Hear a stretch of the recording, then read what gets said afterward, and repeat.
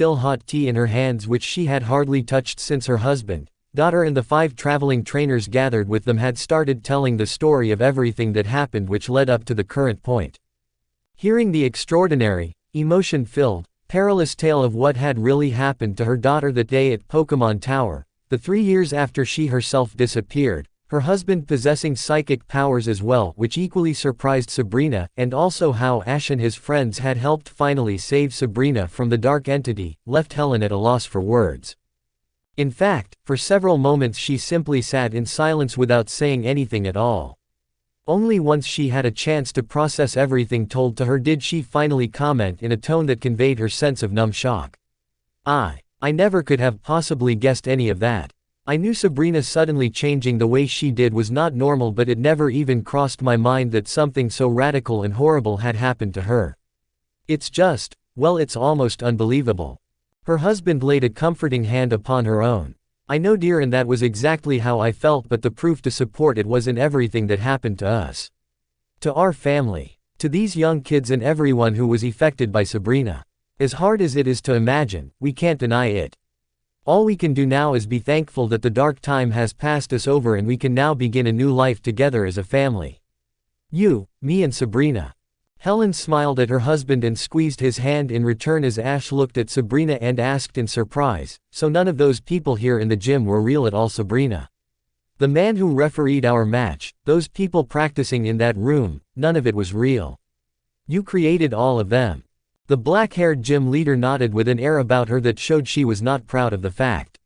Looking down at her own cup of tea, she replied in a subdued tone, "Yes, it's true. I don't think I was fully responsible for it since I can faintly recall that thing influencing me to do it." Her voice became bitter and angry at the mention of the dark shade that had latched itself onto her and used her like a puppet for so long. "But I do know that I was the one who created them. Somewhere in the back of my mind I think I knew, perhaps even as a survival instinct, that I needed others to help me survive and continue to run this gym since I was obviously in no condition to do anything but battle. Part of the reason why I think I was pushed so easily by that spirit into making them was maybe even out of the lingering loneliness that a piece of my mind still felt deep down."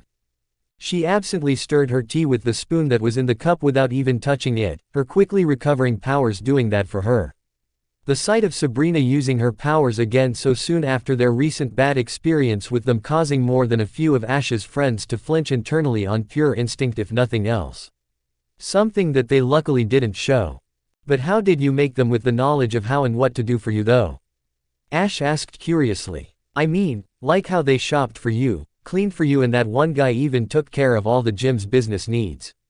How could they possibly do that if they were just illusions made by you?" Ghastly chuckled from up atop one of the cabinets near the fridge that was mostly cloaked in the darkness of shadows. Only his eyes visible from within the inky black shroud as they twinkled with their usual mischief and mirth. Remember Ash, illusions can be a very powerful thing," he spoke ominously. Sabrina nodded in agreement and looked at the boy who had helped save her from herself. "Your Ghastly is right, Ash. Illusions are very powerful, especially ones based on mind persuasion like as psychics use. I think I created all the people you originally saw training in that room, along with the one who judged our match, by instilling the memories and knowledge into them that I myself had to learn before I even became a gym leader." Gerald nodded and then interjected. "Since they were connected to Sabrina, that was why they were able to use a small portion of her powers when we tried to escape from the gym last night." He then paused and rubbed the back of his neck as he let out a hearty chuckle. "At least I think it was last night, it might be morning currently but I wouldn't know. My days and nights are a little skewed right now." Everyone shared a small laugh at his joke before Giselle leaned forward a few moments later and asked curiously of Sabrina's mother, "Excuse me Helen, can I please ask where you were the last 3 years if you weren't really dead?" The atmosphere turned rather serious again as everyone became focused and intent on what Helen was going to reply with. After several seconds though, she merely sighed and placed both of her hands on the table. "Honestly, after hearing what all of you told me, I truthfully believe that I was trapped in the same place as the 5 of you were, inside of Sabrina's illusionary version of Saffron City. After I awoke when Sabrina lost control of her powers years ago, I found myself still in the house but I was on the couch." Reaching up, she brushed a strand of hair from her face. "When I went outside after wandering around and finding no trace of Gerald or Sabrina, I found that I was still in the city and in the exact same area that our house was always located, only no one was around. Which was unusual in itself since the place we lived in was always bustling with people. Eventually, when my desperation and confusion grew to its greatest, I started exploring around the area that my house was located in since I knew it so well and just to see if I could find someone, anyone, to tell me what was going on. But..." As Helen trailed off, Ash nodded knowingly and finished for her. "You didn't find anyone. You were totally alone." She nodded in his direction. "Exactly. I even began searching throughout the city but still, I couldn't find a single soul besides myself. As I'm sure all of you can imagine, being somewhere that resembles your hometown so much but with no one else around and your family nowhere to be found left me in a state of almost manic fear and frantic worry. Especially for my husband and daughter since I had no idea what happened to them." Seeing Sabrina's guilty expression, Helen reached out and gently took her daughter's hand with a smile, which she returned after a few seconds of her mother's comfort before continuing with her story. "I grew so desperate that I even tried leaving the city itself, thinking that perhaps an epidemic of some kind had happened and everyone had been evacuated. Unfortunately, that theory was proven incorrect as well because no matter how far I traveled or what I tried, I could never seem to leave the city. It was like I would simply end right back up in the exact same place I started from if I wandered for too long. But how could you have lived for so long in a place like that with no food or nourishment of any kind?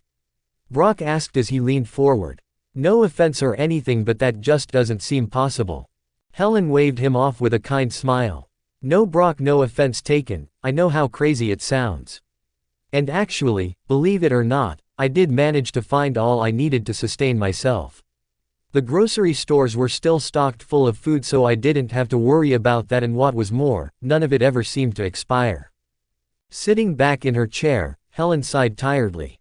I had no idea where I was or what had happened to me, but I knew I simply had to make the best of it and bide my time until, hopefully, something would reveal itself and either rescue me or provide me with answers. It turns out that my patience was well rewarded though, because now here I am, reunited with my family and back home at last. As she finished, Helen pulled Sabrina in for another hug while Gerald squeezed her gently and affectionately, with his face showing the love and happiness he felt at having his family return to him once more. However, Ash found himself questioning one thing and decided to broach that subject seconds later.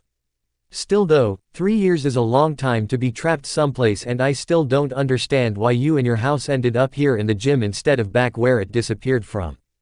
Helen looked at Ash again and shook her head. Actually, I don't think I was in there for that long.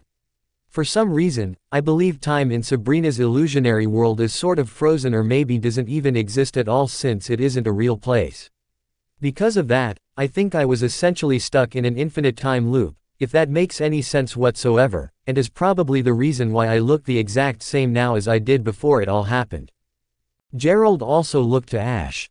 As for your last point, young man, I believe the most likely reason for why Helen and our house ended up in Sabrina's room here in the gym is because when you freed my daughter from that horrible spirit, her powers took a massive drain which greatly weakened her for a short time. Not to mention that evil abomination was constantly taking power from her there at the end to save itself, which was only that much more taxing. Nodding towards Sabrina, he went on. I think, given what I learned about psychic powers over my time of studying the art, that Sabrina could only keep living things trapped inside of her illusionary mind world for as long as her powers were at a certain level. Once she dropped below that point, as a safety mechanism to keep her alive I suppose, her powers probably expelled Helen and the house out from under its influence so they could recharge properly and allow Sabrina to recover her energy. Otherwise, she very well might have sustained serious injury or even died. Everyone present seemed to gather the true seriousness of what Gerald had just explained, and thus it caused the whole table to fall into temporary silence as a way to just reflect and think on everything that had happened. Now, since all had finally been explained, it was a time for silent contemplation. To truly recognize just how fortunate they had all ended up being in the face of something so enormous that had involved every single one of them. After quite some time of saying nothing, Helen finally broke the silence, and she did so with a smile as she looked between her daughter and husband. Well, all I know is that I am very thankful that I finally have an opportunity to start a new, happy life with my family and pick up where we left off. That to me is a greater blessing than any I could ever be given. She then looked to Ash and his friends and bowed her head. As to you kids and that hunter of yours, I am truly and completely grateful. Thank you from the bottom of my heart for everything you did for my Sabrina, even after what she unintentionally put you through. Ash looked at each of his friends and then returned her smile as he simply shook his head and replied, "You don't have to thank us, we did what we did because we wanted to and because we wanted to help Sabrina. Also, as crazy as it may sound, since Hunter is my Pokémon now, I feel responsible for his actions, both past and future. I know that he's very glad this happened as well, because it really gave him a chance to help show just how much he's been turning himself around, and in some small way, I think helping Sabrina today allowed him to feel like he was repenting for his past sins." Sabrina looked to Ash herself and smiled, a display of emotion that was still slightly odd on her face but definitely not unpleasant. "Just know that I myself am very grateful as well, Ash, to all of you. I am in your debt, and if you need anything, all you have to do is ask. I don't believe I will ever be able to repay it, but any chance I have I will gladly take." Ash just nodded and gave her his own smile. "The only thing you have to do to repay me, Sabrina, is to just live your life and make the best out of it as you possibly can, that's all. I don't want you to think about owing us anything, because you don't. A call of, Pika. From Pikachu and a collective chorus of, that's right. From his friends gave the powerful young gym leader all the comfort and peace of mind that she needed to know Ash was telling nothing but the truth. Which only increased the level of respect and gratitude she felt for all of them. Trying to get the conversation moved on to hopefully lighter, happier topics that weren't so serious, Brock took a sip of his tea and then asked casually, so what's the plan now that you guys are a family again? The family of 3 shared a look before Gerald answered the teen for all of them. Well, I think it's a little too early to have anything figured out yet, but I know I can't wait to just catch up on all the years I missed out on with my wife and daughter. That's right, Helen said while taking her husband's hand. We've been apart for far too long and I think it would do us all well to just take some time to get to know one another again. Gerald looked over at Sabrina and took his daughter's hand in his own, smiling enthusiastically. And now that I've unlocked my own psychic powers, Sabrina and I have something precious that we can share in together and grow it as a team. The unusually happy and currently serene young woman just smiled back at her father and nodded. That is something I greatly look forward to as well, father. To no longer be alone in something so important that I value as much as I do means more than I can say. Helen smiled and sighed happily while resting her chin on top of her free hand. I'm so happy my 2 favorite people now have such a unique and incredible gift to share in together. It's just wonderful and does my heart such joy to see it. What about you, Sabrina? Misty suddenly asked in the older girl's direction after a few seconds went by. Do you have any immediate plans of things that you would like to do? The black-haired psychic looked at the other gym leader for a few moments before smiling and shaking her head. All I want is to get closer to my family and my Pokémon, but in the right way this time. I would also like to improve on my skills as a gym leader without relying on the assistance of some dark spirit. What about you young people? Her father asked their guests at large, rather glad for the shift into more pleasant and domestic conversations since the heavy matters were now out of the way.